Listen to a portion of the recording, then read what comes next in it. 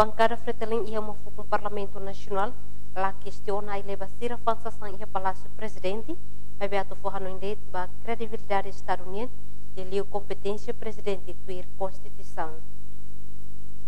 Questão ne fosse husi deputada bancada Fretilin Helena Martins li husi sessão plenária segunda ne iha Parlamento Nacional. Ami da hal discriminação no lá de fama malu ai leva masira ne be bucamores e habibi. Atu claro hene ami fo atenção vai a credibilidade estadunidense liu vai a competência presidente da República atuir Constituição ne be fo banian.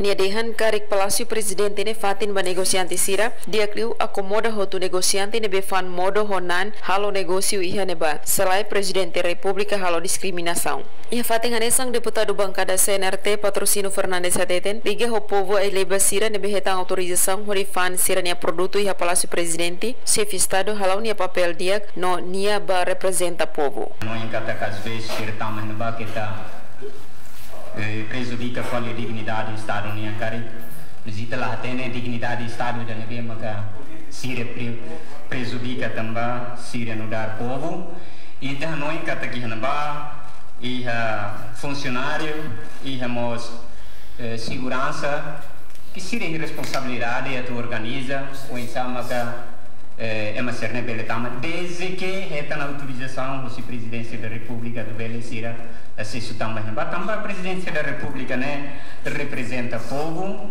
Niadehan povo e leba ne befan sasang iha Palácio Presidente la hamonu Estado nia dignidade, mas be Estado buka atau dignifica povo. Nunemos deputado Mariano Asanami Sabino Hateten, povo sira ne betama iha Palácio Presidente iha segurança atau taumatan. No sira tama iha neba tambah hetang autorização husi Presidente.